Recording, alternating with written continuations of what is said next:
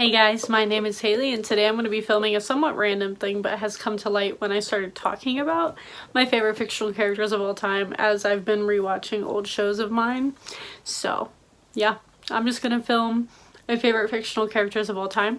This takes place over like all forms of media, TV, movie, books, the works.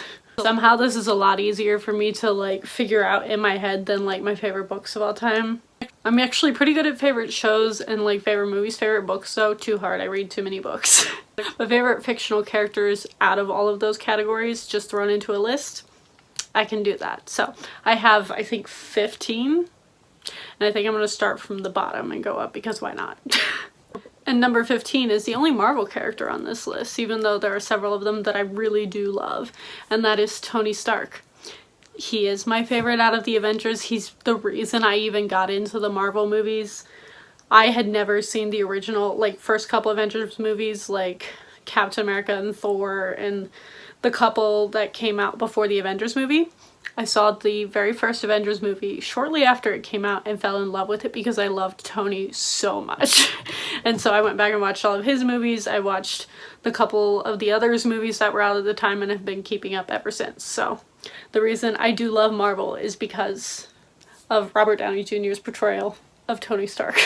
Coming in at number 14, we have Gandalf. Gandalf, like, I love me the wise older characters, even if cough with another character on this list. Even if they're not a great person, I usually find them to be very interesting characters, and Gandalf is no exception. I love his storyline. It's one of my favorite ones in The Lord of the Rings. I grew up on the movies, so like I am very biased towards Ian McKellen's like portrayal of him is what made me love him so much, because even in the books he's a really good character, but he's comes to life in the movies in my opinion, and I love the way Ian McKellen played him. I love his interactions with the hobbits. Like, him and Merry and Pippin's relationship is my favorite. I love his relationship with Aragorn. I love him and the way that he treats all of the members of the Fellowship. And also his like return in book 2, perfect, key, love it, love him. And then number 13 would be Dumbledore, Albus Dumbledore from Harry Potter. We all know Dumbledore is a kind of a bad person.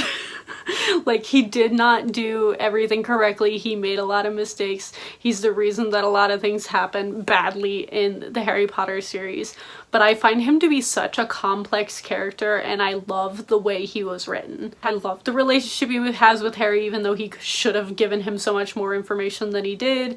I love the memes that are about him now about like how if he had just told the kids things would have gone much smoother. I also relate to him on the level of trust issues, not to the point that it affects an entire world like it did in the Wizarding world, but he has a lot of trust issues because of his past, which makes his character more complex.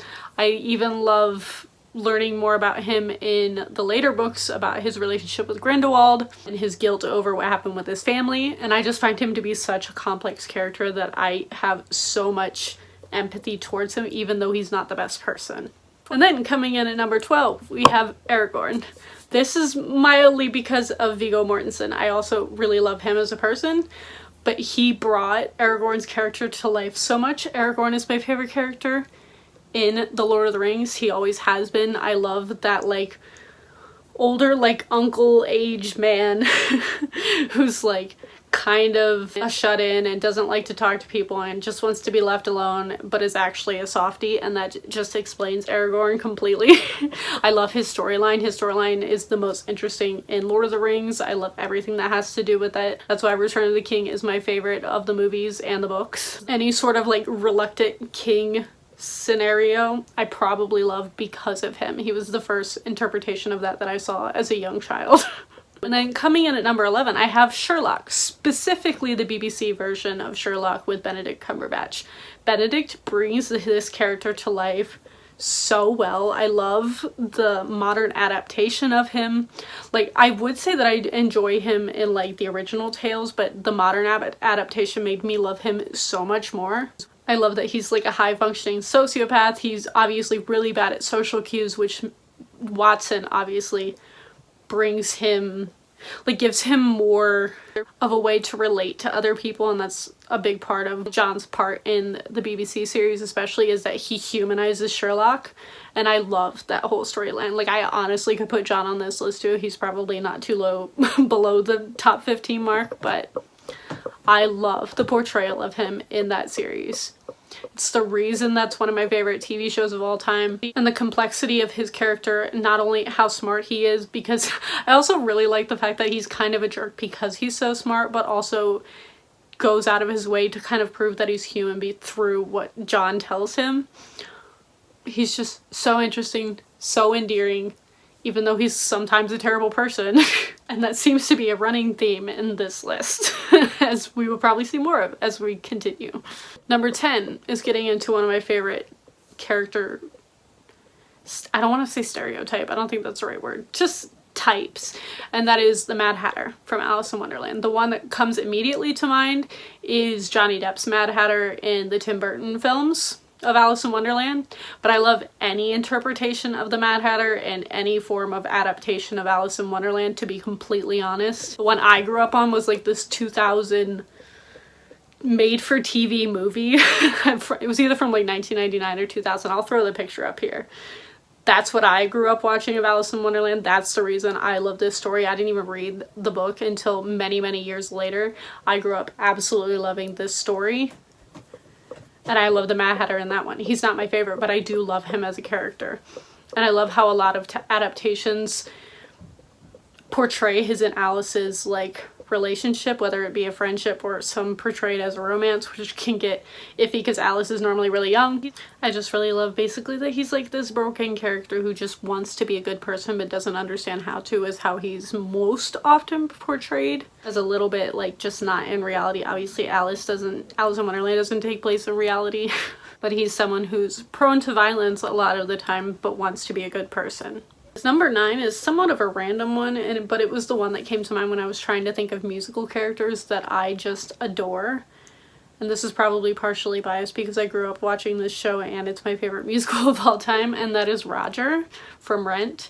He's one of the main characters. He's someone who is like lost his girlfriend to AIDS. He used to be a big druggie, and now he's been clean for a while. He went through a lot of withdrawal, and he's like isolated himself and has become a hermit in his apartment with his best friend and wants nothing to do with the world after the death of his girlfriend. And then he meets this new group of friends and like gets into a new relationship, and a girl shows an interest in him, and he's just the angriest, grumpiest, doesn't want to be here, but also is eventually accepting of everyone's love and like showing that they care about him, and I love him so much. Again, this is probably biased because I love Adam Pascal, who is the man who plays him. I was in the movie and he was the one who originated the role on Broadway. But I could not make this list without a musical character because obviously musicals are a big part of my life, and he was the first one that came to mind. Number 8 is the only villain on this list, technically, and that is Moriarty. Moriarty is probably my favorite villain of all time in any form of media ever.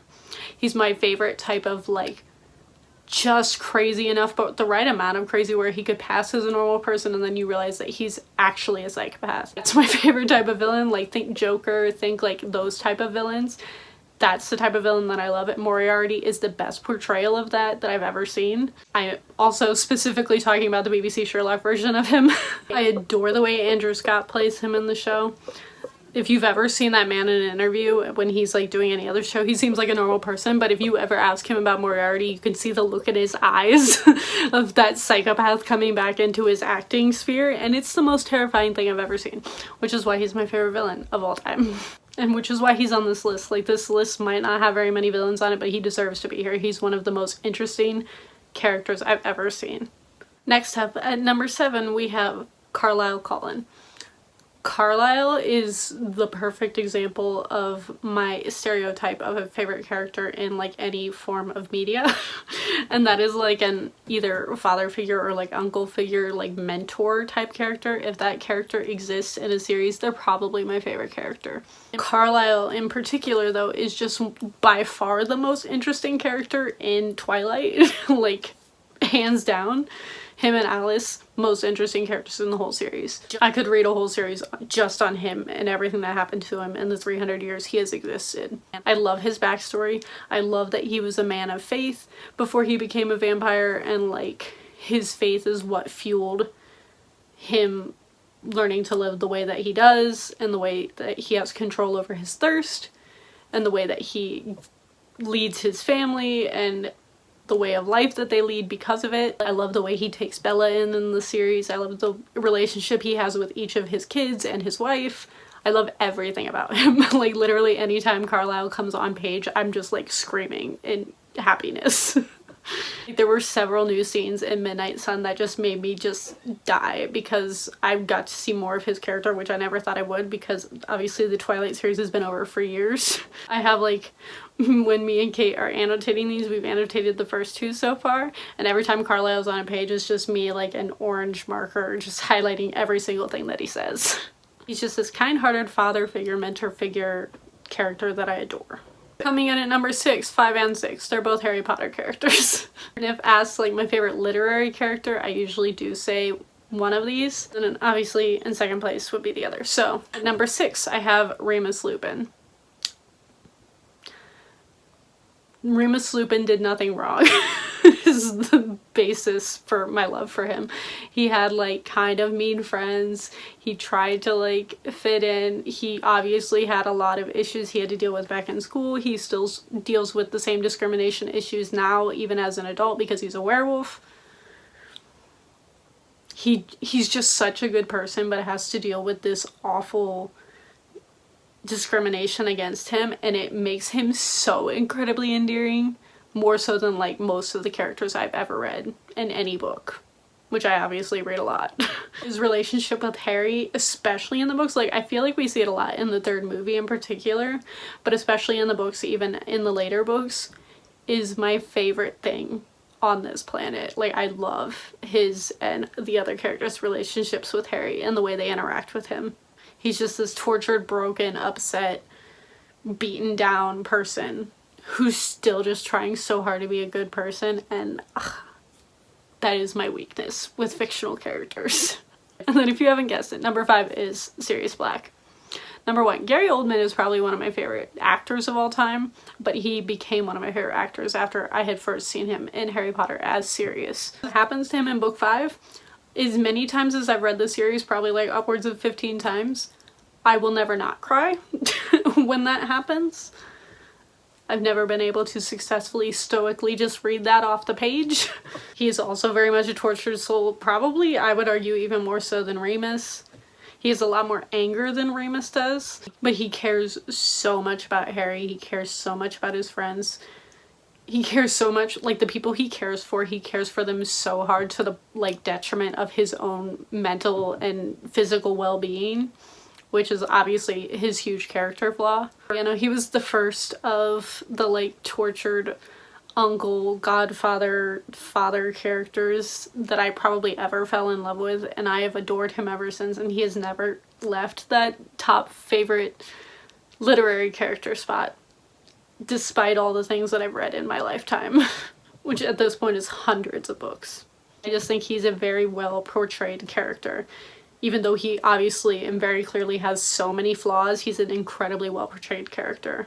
And it is fleshed out more and more and more as we meet more and see more of his interactions with Harry and other people throughout the series. At number 4 is the character who actually sparked this video idea specifically right now, because I'm rewatching Supernatural, and that is Castiel. I want to preface this by saying I think I caught up with Supernatural the same time I was watching Doctor Who and like Sherlock, back in when I was like 18, 19, maybe even younger. I might have been like 17. And when I first watched the first 8 or so seasons of this, Castiel was my favorite character. He's an angel. He doesn't come until season 4. In season 4 and 5, he's a huge part of what's going on, and then becomes a recurring character for the rest of the series. And rewatching it now, I've literally only watched the first couple of his episodes, which he's not really in that often. He has a couple of scenes, and my excitement of seeing him was ridiculous. Which I was like, okay, I know where he would be on this list, and this is why Supernatural has remained one of my favorite shows of all time, is because of this character and how much I love him. He is this like really socially awkward angel who doesn't belong on Earth and is just trying to do the best that he can, and he meets these two like real moody, angry brothers and becomes best friends with them. But their banter, their relationship, his just wanting to help them, his like empathy towards Dean specifically has always been my favorite thing. And I love the way Destiel is portrayed in the rest of the series. I have not finished it yet, so no spoilers. I think I made it up to like season 12 back when I was watching it, and have not caught up on the last 3, which is why I'm rewatching it. I do know what happens as far as Destiel goes, and I'm so excited. Because yeah, no, Cass, I am shocked when rewatching it now as they've started to make references to the apocalypse, which happens a couple seasons into this, which isn't a huge spoiler. I feel like that's pretty well known in the Supernatural fandom, or anyone who existed on Tumblr in 2012 specifically. Seeing my love for Cass spring back up watching this show again, and also knowing all of the biblical references, because I got into church years after I had started watching this show. Being able to pick up on the biblical references is so fascinating to me, and because a lot of them obviously come from Cass, it's making me love him even more than I already did.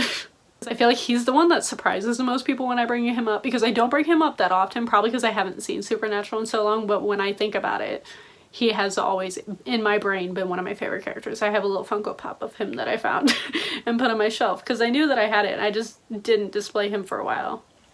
But there he is. And then my top 3 are all characters from my favorite TV show, so if you know what that is, they shouldn't be a surprise because I talked about it a couple times on here. Number 3 being Clara Oswald. Clara is one of the characters in media that I couldn't, like, if I had to pick someone I identified with the most personality-wise, it is her. That's how I always describe her. She's literally a nanny when we first meet her. If you didn't know, I'm a nanny.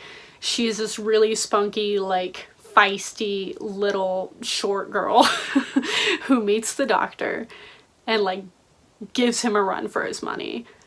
She's very smart. She's incredibly smart. She's incredibly quick-witted. She deals with like really intense situations really well without like panicking most of the time. And she eventually in her storyline almost becomes the doctor's equal, more so than most people ever do as his companion, and it makes me love her so much.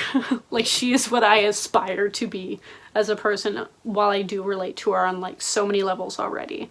And then number 2 is my favorite companion, and that is Rose Tyler. I'll just grab her right now. Rose Tyler, Defender of the Earth, is how she is referred to by the end of her storyline. She starts off as this normal, like, 19-year-old girl that's working in a shop. Like, she's, like, doesn't have a lot going on in her life. Nothing is, like, happening. She doesn't have a good job. She, like, has some friends. She still lives with her mom. And she just, on the off chance, meets the doctor. He changes her life and changes her into this incredibly powerful person, because, and not in like he changes her, but that he shows her a better way to live your life is how she phrases it. He essentially shows her how to be the best that she can be, the best person that she could be, and like brings out all of the things that were already in her, but actually made her believe in herself to be able to do these great big giant things in order to save the world. And I get emotional talking about Rose. She's like literally one of my favorite characters of all time. Obviously, she's in the number 2 spot. And anytime I rewatch Doctor Who, when I get to her storylines, I get so excited. And also so sad, because her storylines are really sad, if you didn't know that, from being on the internet since like 2008 or whenever it was. She's in 90% of my favorite episodes in the series, and I just absolutely adore her journey, her character, who she started out as and who she becomes by the end. My favorite thing. Favorite.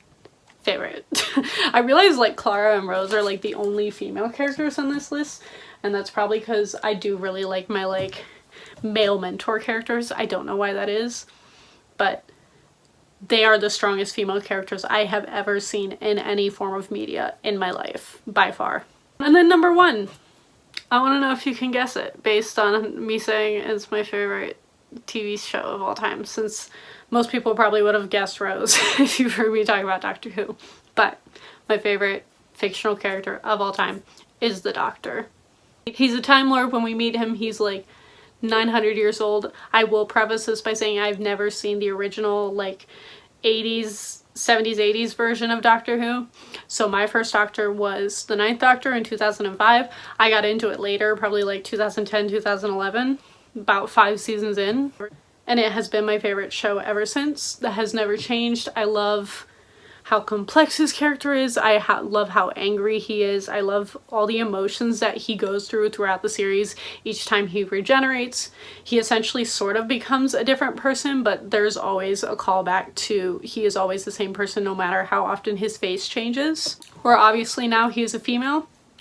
So she, while her storyline is not my favorite version of Doctor Who, the heart of the show is always there.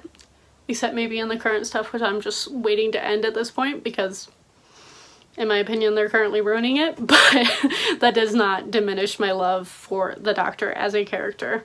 After so much love, so much loss, so much heartbreak, for a very thankless job that he doesn't get any sort of repayment or thanks for very often, he's still a good person. He's still wanting to save people. He's still this incredibly hopeful character who just really tries to show and bring out the best of humanity in everything that he does. And that's my favorite thing about the show in general, is the way that his goal is to prove to humans that they are very important. And not just humans, but all creatures, but humans are obviously his favorite. He just wants to be proven right that people are good at their core. And more often than not, he succeeds at that, even though sometimes he doesn't. The Doctor is my favorite fictional character of all time. I feel like that's not a surprise to anybody who's been here for the last several months especially. But those are all my favorite fictional characters of all time. Let me know if any of these actually surprised you, because I feel like I haven't talked about a lot of them in quite a while, if ever, on this channel, because I only recently started talking about TV more.